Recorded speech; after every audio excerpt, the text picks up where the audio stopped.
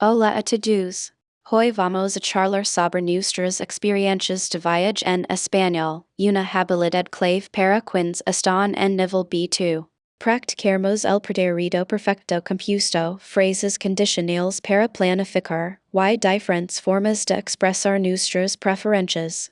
Les señalaré algunos errores comunes que suelen cometer los angloparlantes, así que escuchen con atención y prepárense para compartir sus propias aventuras. Hola a todos. Welcome back. Let's quickly recap. We've already learned Hobby, which is just hobby, literatura, means literature, sport, is sport, cucinare, is to cook, and viaje. refers to travels. Great job! Today, we're going to build on these words and start combining them into simple sentences. Get ready. Mi piace il mio di fotografare. Mi piace il mio di fotografare. La letteratura è grave una delle mie passioni. La letteratura è grave una delle mie passioni. Este año he viajado a Perú. Este año he viajado a Perú. Fíjense que Emily uso. He viajado. Esto es el pretérito perfecto compuesto, que en inglés sería I have traveled. Se utiliza para acciones recientes que tienen una conexión con el presente. No lo confunden con el pretérito indefinido, I traveled, que describe una acción completada en el pasado, sin conexión actual. Recuerden haberhi has jamás el participio pasado, viajado en este caso. Un error común es usar el pasado simple cuando se necesita el presente perfecto. ¿Has probado la comida típica? ¿Has probado la comida típica? James pregunta. ¿Has probado la comida típica? ¿Qué significa have you tried the local food? Esta es una excelente manera de mostrar interacutes en la experiencia de viaje de alguien. Probar significa to try. Es importante conjugar haber correctamente aquí, has porque es dirigido a tú. Muchos estudiantes se olvidan de esa conjugación. Recuerden que cambia según con quien hablan. Sí, he probado el ceviche. Es riquísimo. Sí, he probado el ceviche. Es riquísimo. Emily respond. Sí, he probado el ceviche. Yes, I have tried the ceviche. Why añade? Es riquísimo. It's delicious. Fíjense que sigue usando el pretérito perfecto compuesto. No cambian de tiempo sin necesidad. Ceviche es un plato peruano delicioso. Recuerden usar Riquísimo. para describir el sabor de algo. Si tuviera más dinero, viajaría por todo el mundo. Si tuviera más dinero, viajaría por todo el mundo. James utiliza una phrase conditional. Si tuviera más dinero, viajaría por todo el mundo. If I had more money, I would travel around the world. Esta es una conditional de tipo 1. Usamos el presente en la cláusula si el futuro en la cláusula principal. Tener en el conditional significa to have, y viajar en futuro sería, viajaría. Practicar estas estructuras ayudará a que su español sea más sofisticado. Yo prefiero las playas tranquilas. Yo prefiero las playas tranquilas. Emily expresa su preferencia con. Yo prefiero las playas tranquilas. I prefer quiet beaches. Preferir significa to prefer. Noten que usa yo para enfatizar. En lugar de siempre decir prefiero, pueden incluir yo. Tranquilas significa quiet o peaceful. Es femenino porque playas beaches es femenino. A mí me encanta explorar ciudades antiguas. A mí me encanta explorar ciudades antiguas. James expresa un gusto más fuerte con. A mí me encanta explorar ciudades antiguas. A mí me encanta es una construcción común para expresar I love. Es más enfática que simplemente me gusta. Explorar significa to explore, y ciudades antiguas son ancient cities. Esta estructura, a mí me encanta es muy común y útil recordar. ¿Recomendarías algún hotel en Madrid? ¿Recomendarías algún hotel en Madrid? Emily pide una recomendación. ¿Recomendarías algún hotel en Madrid? Fíjense en la forma conditional, recomendarías, que significa would you recommend. Esto demuestra el uso del conditional, Que es importante para ser cortés y sugerir posibilidades.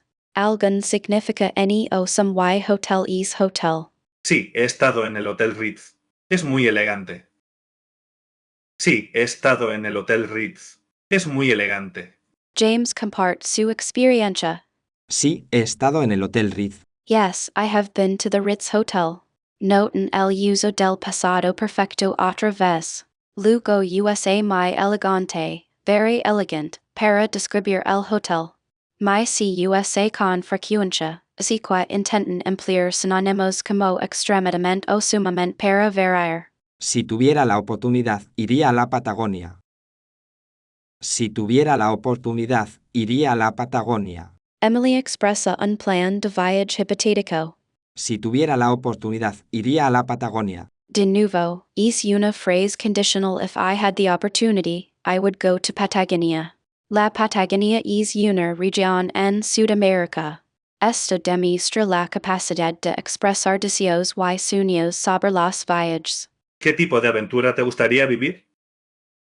¿Qué tipo de aventura te gustaría vivir? James pregunta, ¿Qué tipo de aventura te gustaría vivir? what kind of adventure would you like to experience? Esta pregunta abre la puerta para discutir posibilidades emocionantes de viaje. Vivir aquí significa to experience. Es un gran iniciador de conversación. Me gustaría hacer senderismo en los Andes. Me gustaría hacer senderismo en los Andes. Emily explica, Me gustaría hacer senderismo en los Andes. I would like to go hiking in the Andes. Noten el uso de gustar, que significa to like, y como si estructura. Recuerden que senderismo significa hiking, y los Andes es la cordillera de los Andes. Hoy hemos explorado el Pretérito Perfecto Compuesto para hablar de experiencias recientes, como formar oraciones condicionales para planes futuros, y diversas formas de expresar sus preferencias a la hora de viajar. Recuerden practicar estas estructuras en sus conversations. Presten atención a la diferencia entre el pretérito perfecto compuesto y el pretérito indefinido, y no tengan miedo de usar frases condicionales para expresar sus sueños viajeros. Gracias por la lección. Gracias por la lección. Tengo una experiencia de increíble en México. Tengo una experiencia increíble en México. Mi destino preferido es España. Mi destino preferido es España. ¿Tienes alguna recomendación de viaje? ¿Tienes alguna recomendación de viaje? Today we're diving into the Spanish subjunctive mood. This mood expresses subjectivity, doubts, desires, emotions, possibilities, and uncertainty. It's often triggered by specific conjunctions and expressions that indicate these emotional or non-factual states, unlike the indicative which states facts. It's a tricky concept, but we'll take it step by step. Quiero que vengas a mi fiesta. Quiero que vengas a mi fiesta. In Anna's example, the phrase, Quiero que. I want that acts as a trigger for the subjunctive. Following que with a verb always requires the subjunctive. Pronunciation tip: stress the U in que slightly to differentiate it from other uses of que. A common mistake is to use the indicative here. Remember, it's about her desire, not a statement of fact. Espero que tengas buen tiempo. Espero que tengas buen tiempo. Similar to querer que, esperar que to hope, that is another common trigger for the subjunctive. Espero que tengas. Shows a hope, which is inherently uncertain. A crucial point: don't confuse this with saying I expect you to have. That would be the indicative. Another mistake is overlooking the accent mark on tengas. Dudo que sea verdad. Dudo que sea verdad.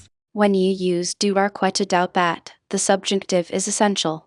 Anna's sentence shows uncertainty. She isn't stating a fact, she's expressing a doubt. Pronunciation tip: the U in dudo is short and soft. Watch out for incorrectly using the indicative. It changes the meaning completely. Es importante que estudies. Es importante que estudies. The construction es importante que it is important that almost always requires the subjunctive. It signals a recommendation or necessity, not a definitive fact. Common error: students often use the indicative here. Be sure to remember the subjunctive after que.